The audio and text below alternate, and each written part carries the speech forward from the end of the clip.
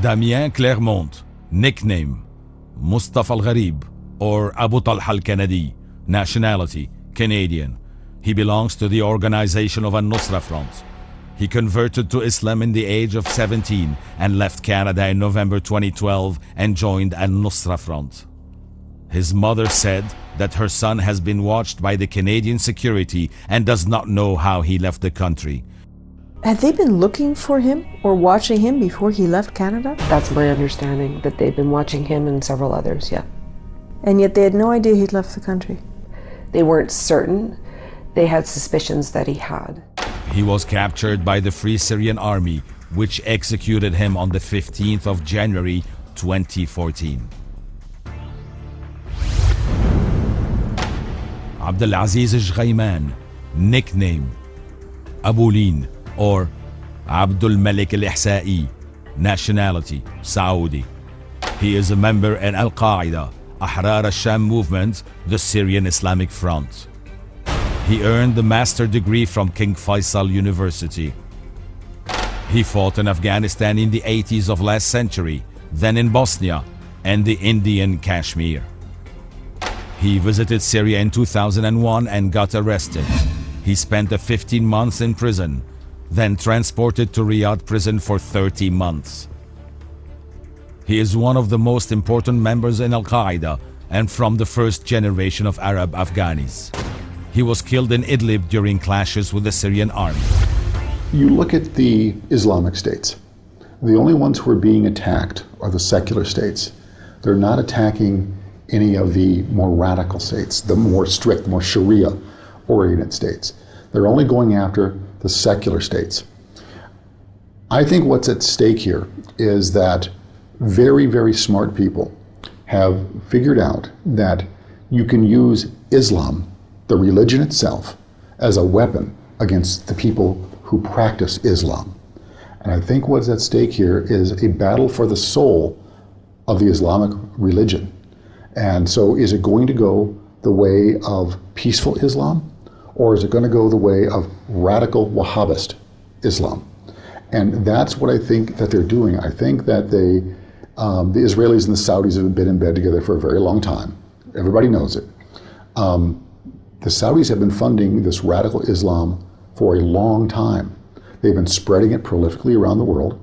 And I think that their purpose is to use Islam as a way to subjugate and dominate the people through strict Sharia law and take away many of the secular freedoms that more progressive states like Syria, like Iraq, like Libya, they were all secular states, and they're all being attacked and they're all being judged under the same set of rules to take them down. And I think that they were very clever, the Israelis and whoever else is behind it. I don't think they're alone in this approach. I think that the Saudis are in it. I think the US may be in on it. But using religion itself as a way to divide and conquer a people is it's an old strategy, but it's a very, very ruthless one. It's very, very harsh. Uthman bin Awad al-Salami al-Zahrani, nickname Abu Saif, nationality Saudi. A leader of the storming detachment Al-Muhajirin wal-Ansar Battalion, the Brigade of Suqur al-Sham. He trained Syrian fighters the methods of street wars. He was killed in Sirmin in Idlib on the 28th of January 2013. Hussam al-Sham, nationality French. He fought with Al-Qaeda in Afghanistan and Chechnya. He was killed in Homs in clashes with the Syrian army on the 25th of July 2012. In the last month, begin a kind of mode, you know, in European countries to say we want to make the jihad in Syria. So at the beginning they recruit only people in jails, and they send them to commit crime in Syria. But after that you have normal people who were recruited only by contacts by internet. So it means that it could be done only by a very well organized group knowing the language of his people, they are not Syrian, knowing the history, the personal history of his people, to find the good arguments to explain them. They have to leave everything and to go in this very foreign country for them. Mina bröder, det är ett kall från mujahideen في أرض الشام och det är ett kall för att vi vill det bästa för er. Profeten sallallahu alaihi wasallam säger en hadith: لا يؤمن أحدكم حتى يحب لأخيه ما يحب لنفسه. Ni kommer inte uppnå sann tro förrän ni älskar för era bröder vad ni älskar för er själva. Så vi vill det bästa för er. Detta är obligatoriskt att komma och kämpa fi sabilillah, att hjälpa sina bröder och systrar. Nicolas Neu, nickname Abu Abd al-Rahman al-Faransi, nationality French, one of the ISIS fighters. Le but de cette vidéo, c'est de vous encourager les frères et à vous inviter à venir nous rejoindre dans la terre qu'Allah il a bénie, le pays du Cham.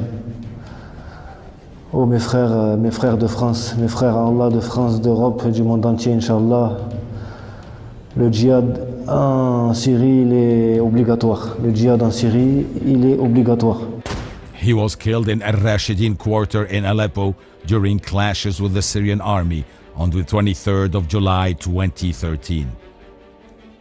Hussein Rida Lari, nickname Abu Omar al-Kuwaiti, nationality Kuwaiti. He belongs to ISIS organization. He is one of the most important theoreticians of ISIS and lives in Al-Raqqa. He swore allegiance to Caliph al-Baghdadi. ISIS organization imprisoned him in Al-Raqqa on the 15th of August 2014 on charges of extremism. It is the second time for his imprisonment in 2 years on the same charge. His son Omar, who is a fighter in ISIS, was banned from visiting him. His call for eliminating al-Nusra was the reason of his imprisonment. He was released during the war between al-Nusra and ISIS. ISIS adopted his method for fighting al-Nusra, accusing it of breaching the allegiance, the punishment of which is death. On the 8th of September 2014, social networking sites published the news of his execution by ISIS, convicting him of extremism. Right now, very few people came back in Europe, very few.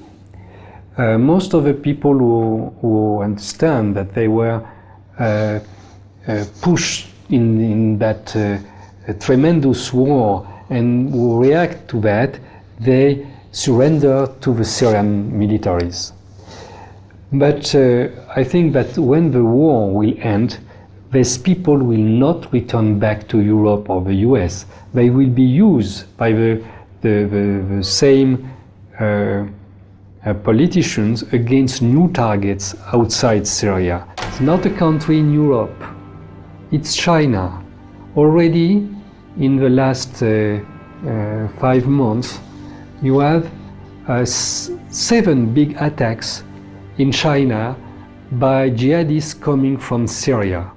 But nobody is talking of that in Europe, of course, because China is the next target. Aba al-Mughir al-Kuwaiti, nationality Kuwaiti. He belonged to ISIS organization.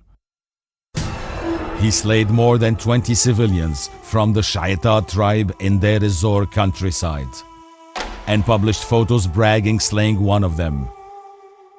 Men of the tribe killed him on the 10th of August 2014 in Deir ez-Zor. Walid al-Tabtabai, nationality Kuwaiti, a former member in the Kuwaiti Ummah Council. He was also known as a financier of terrorist organizations in Syria. He constantly visits Syria, meets with leaders of terrorists, and offers all sorts of financial and military support. He published photos in military uniform as he was fighting with them. He conducted frequent donation campaigns in Kuwait for supporting them. A report from American national interest paper stressed that al-Tabtabai is one of the most important financiers of Al-Qaeda in Iraq and Sham and an arms supplier for terrorists in Syria. He is overtly active, but the Kuwaiti government did nothing to stop him or confine his open terrorist activity. although it discovered him burning down the central station for public transportation and stole huge amounts of weapons from the Kuwaiti army vaults, and discovered silencers in one of his chalets, though it knew that the Saudi embassy turned into a weaponry cache under the pretext of diplomatic mail.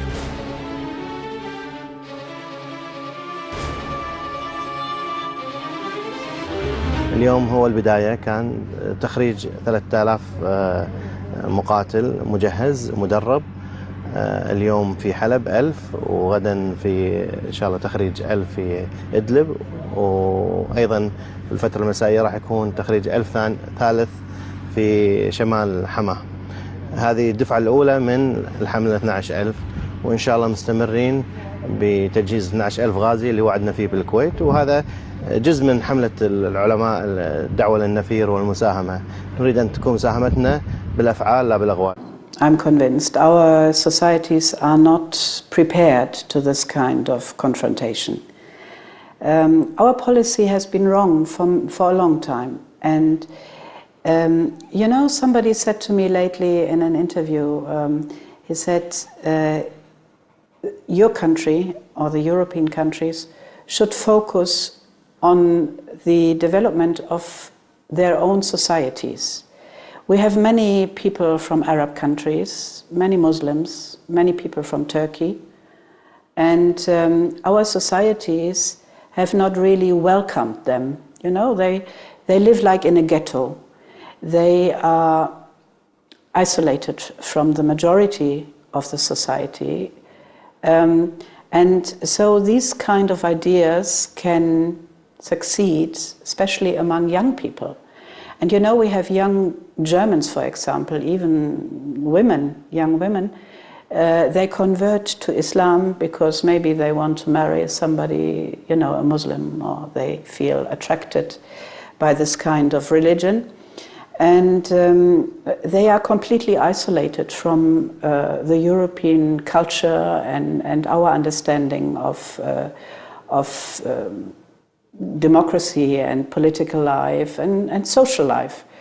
So we have a big problem in our societies. Our government should focus on these problems and not support the destruction of other countries, because this destruction, unfortunately, it will backfire in our own societies.